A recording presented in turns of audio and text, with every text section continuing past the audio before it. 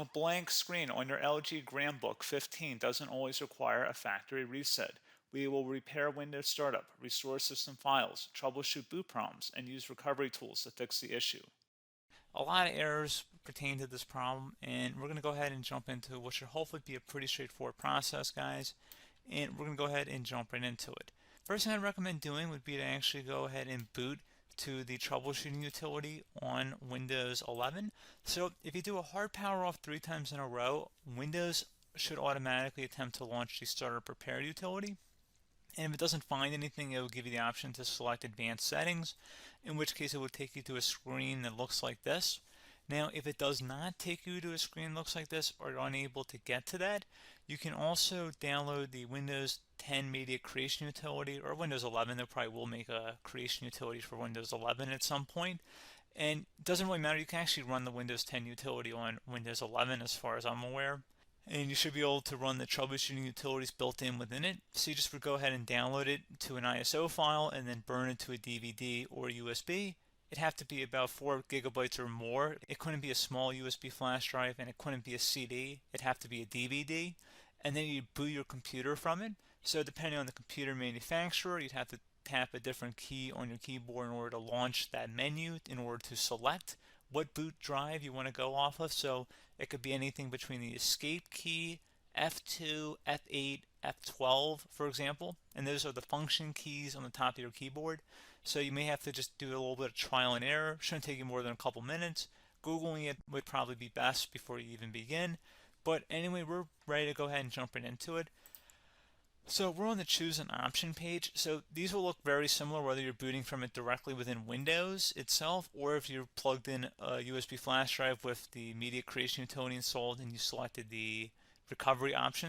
So when you are setting up your Windows 11 installation or Windows 10, depending on the drive you're using, there should be an option to repair your computer in the bottom left corner of the dialog window, one of the first screens that comes up.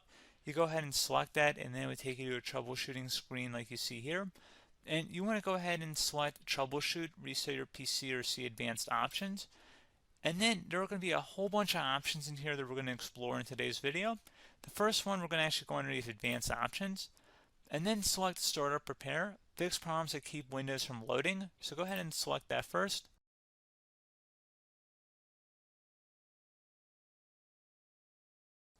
Okay, so you can see it could not repair our PC.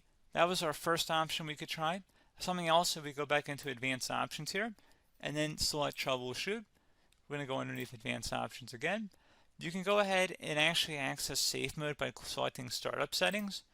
And then if you select the restart button, you have the option on the screen, select safe mode with networking, which will give you a key on the screen. It'll tell you which key to press to enter that. I believe it's the F7 key. It'll do that for you. I'm not going to go over that in today's tutorial because I don't really want to go into safe mode, but you're more than welcome to attempt that by going into here and then selecting restart. Again, it'll launch another screen. It'll say what key do you want to press, and it'll give you like 7 or 8 different options, and you want to select safe mode with networking. There's also an option for a command prompt too, but that's going to be something we're going to cover later in this video, and we don't even have to go through that in order to access it. So that's why I'm not going to really push for that, because unless you know exactly what's causing the problem, you probably don't need to go into safe mode. Unless you're trying to recover files, in which case then you definitely can go into safe mode, but we're trying to actually recover our computer here. So I hope that makes sense. Something else we can also try here as well would be to uninstall updates, remove recently installed quality or feature updates from Windows. So if you go ahead and select that, you can uninstall the latest quality updates, which generally is the more day-to-day updates. Feature updates are the less regularly released ones, like the big ones. I would equate it to service packs in like Windows 7 and Windows Vista and Windows XP. So larger updates that occur once or twice a year at most. And the quality updates are more just a regular update. So probably obviously depend, it'll take longer if you're going to try and uninstall the latest feature update versus quality update. And maybe you don't need to go back that far. So just giving you guys a couple of pointers with that. Something else you can also look at here, and we're going to jump into the command prompt in a little bit, but you can select System Restore, which will use a restore point recorded on your PC to restore Windows. And this is something I would highly recommend here, guys. So select Next.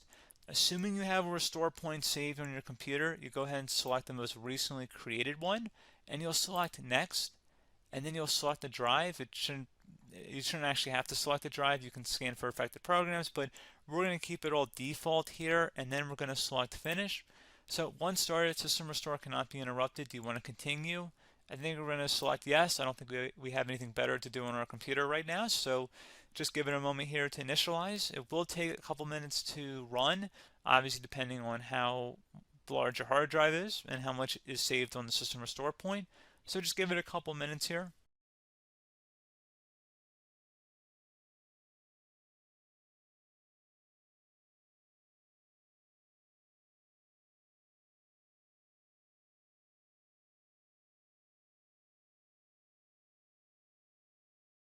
System has been restored successfully.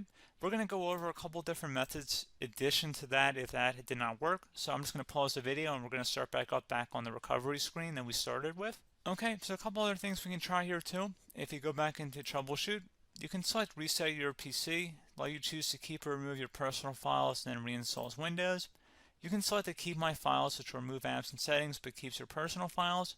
You can also select Remove Everything, which will remove all of your personal files, apps, and settings.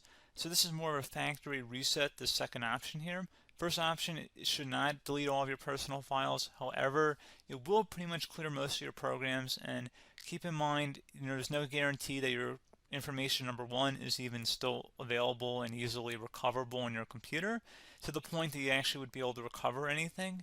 And the second point is that there's always a chance that it won't actually recover and it will just do a factory reset anyway. So there's no guarantee that actually would keep your files anyway. So I would recommend trying to get a recovery tool and backing that up first before selecting it anyway. But again, those are a couple different options. And then something else you can try here if you go back to the choose an option. Another option, if you go underneath choose an option and select troubleshoot, advanced options, and now select where it says command prompt. Okay, so the first thing we should do is type our main hard drive here. In most cases, it should be the C drive. So you just do a C colon and then hit enter on your keyboard.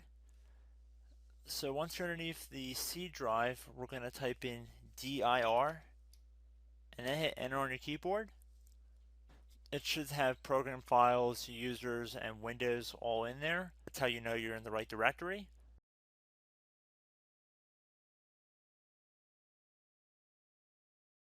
In some cases, it might be the D drive as well, so just keep that in mind.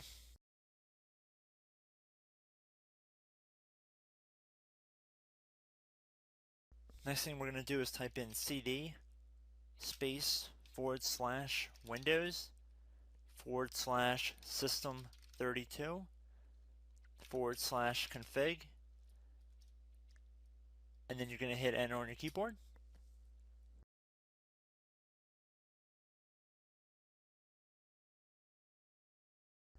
So now you're going to type md space backup. If you've seen other tutorials, it might also say to put down md backup. That's because the backup name is pretty common when you want to back something up. So you can name this whatever you want, doesn't have to be backup. So if you've already made a backup folder in the past, you could do backup 1, for example. So once you're done setting the name you want the backup to be called, hit enter on your keyboard again.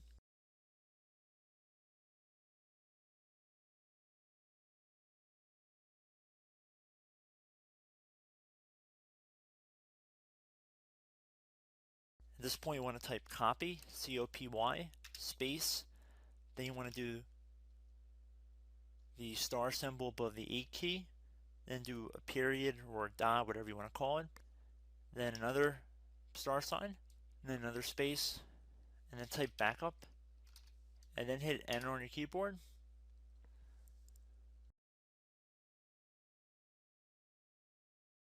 Now you want to type cd reg back, REGBACK,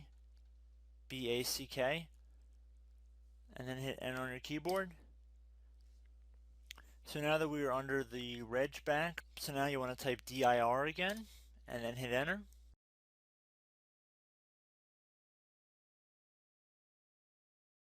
So now at this point we're going to type copy again. So copy, space, star sign,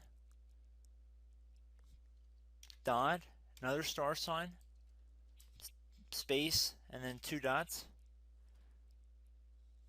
So we're going to type copy, space, star sign, dot, sign,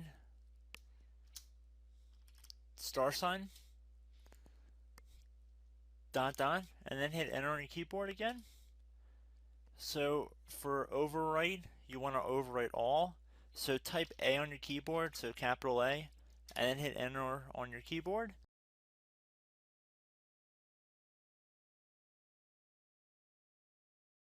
So at this point, you should be good to go. You can close out of the command prompt window.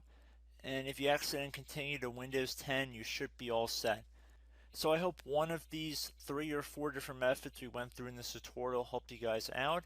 Again, I'm not sure if you guys heard me earlier, but try to go back into your safe mode if possible and uninstall any programs you know might be conflicting with the Windows startup if you can get into safe mode. So just keep that in mind. Something very simple like that could be blocking up everything.